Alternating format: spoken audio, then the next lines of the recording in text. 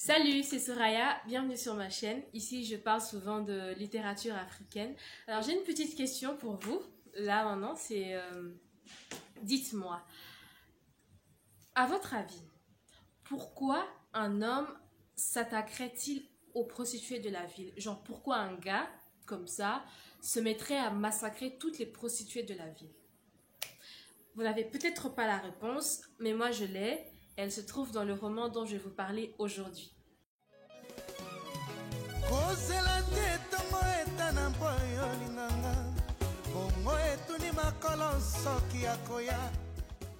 Donc aujourd'hui, je vous emmène au Gabon avec l'auteur gabonais Janice Otiemi et son œuvre Chasseur de Lucioles.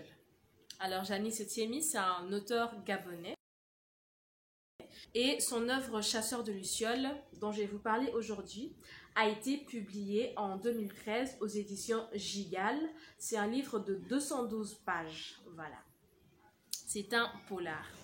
Alors, Chasseur de Lucioles, de quoi ça parle? Je vous lis le résumé avant de vous faire un petit briefing de l'histoire.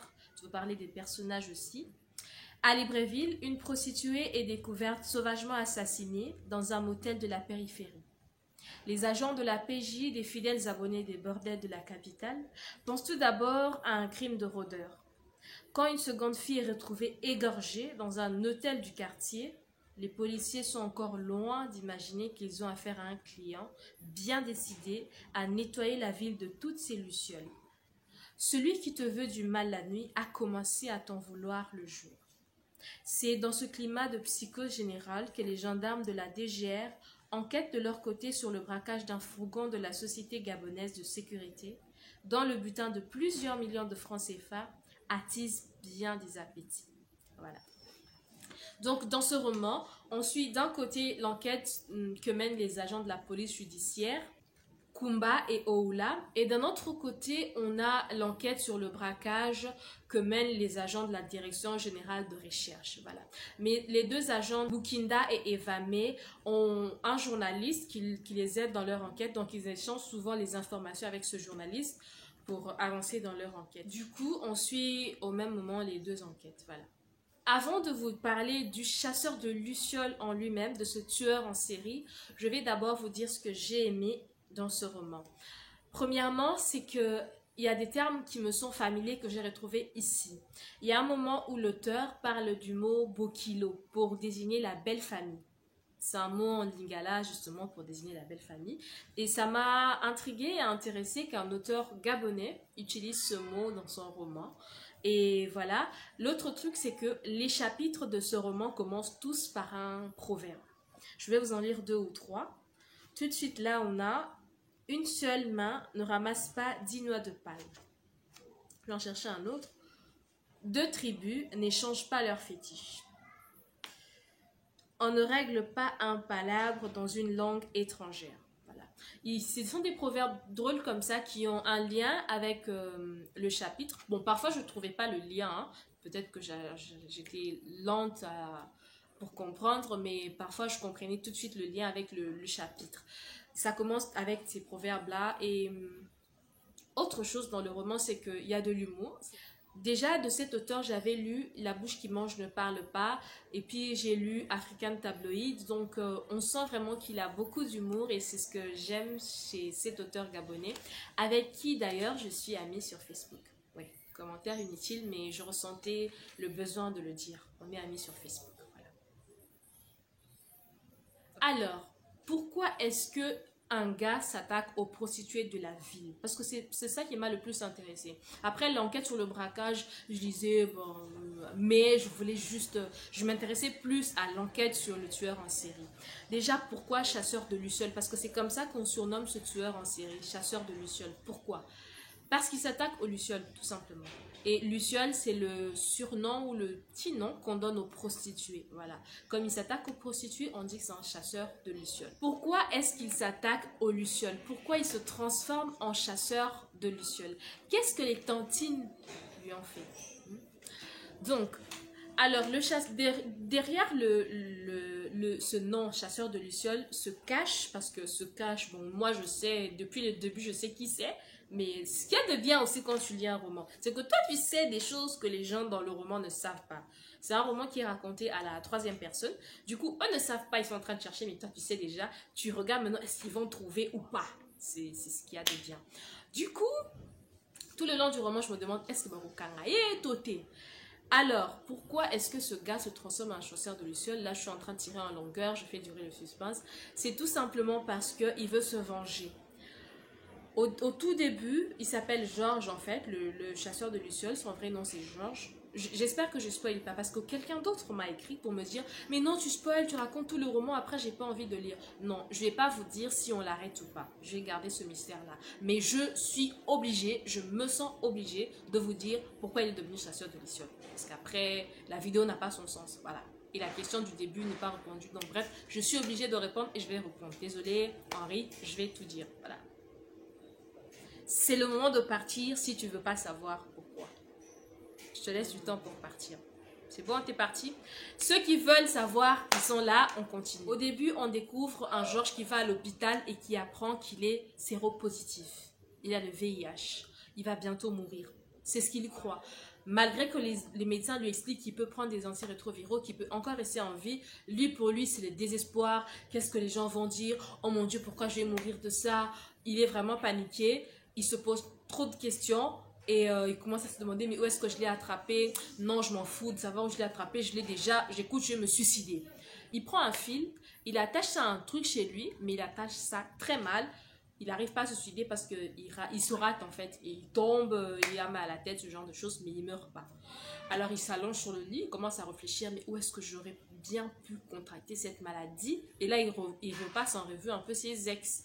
Et il se souvient d'une certaine Claire, une fille avec qui il est sorti. Et à sa mort, les gens ont dit qu'elle avait le sida. Parce qu'elle avait vraiment maigri et tout. Et ça disait même qu'elle avait laissé une liste de tous ses partenaires pour que ceux qui étaient atteints sachent.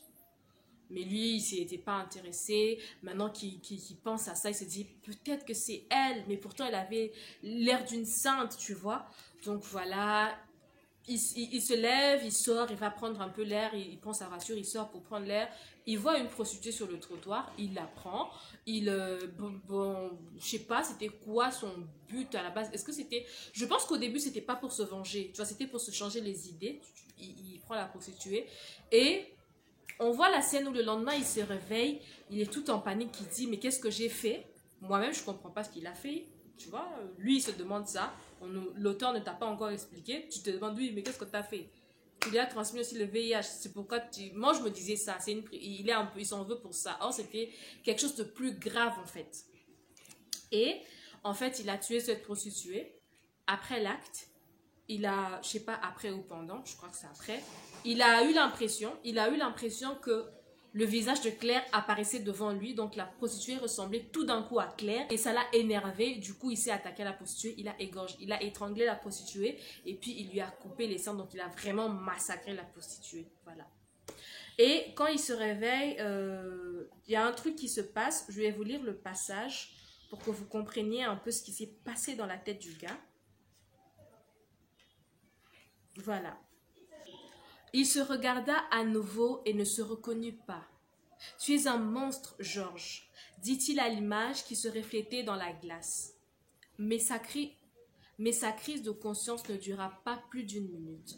Georges sourit à son reflet. Il sentait qu'après cette nuit, il n'était plus le même homme. Il n'allait pas mourir seul, et la mort est moins effrayante quand on sait qu'on ne sera pas le seul à y passer. Voilà. Après le premier meurtre, là maintenant il décide clairement, il se dit je ne vais pas mourir seul, je vais entraîner des gens dans ma chute et je choisis les prostituées. Voilà. Il a commencé à s'attaquer aux prostituées pour ça, pour se venger de Claire qui lui avait transmis le VIH. C'est en lisant ce passage qu'on sent que le gars est passé du côté obscur carrément, tu vois, donc à varier Penda. Et je ne vais pas vous dire est-ce qu'on finit par l'arrêter ou pas. Je vais garder une part de mystère. Il faut dire que dans les romans de Janice, c'est vraiment cru. Hein. Il y a des... C'est... parce qu'il y a du sang qui coule vraiment. Du sang. Du sang. Makila. Michopo. Misobatu. Mitou. Voilà. Donc voilà, faut être vraiment fort si vous voulez le lire. Mais j'aime en tout cas, ça parle des meurtres et ça change un peu des romans africains, un peu trop tradition, la politique, un peu on a les meurtres. Bien sûr, la politique intervient un peu, la corruption, les flics qui sont corrompus, ça intervient. Mais on suit plus un tueur en série en Afrique, les enquêtes, comment ça peut se passer dans un contexte africain. Voilà. Dites-moi, est-ce que ce roman vous intéresse? Je vais mettre en barre d'infos où vous pouvez le trouver.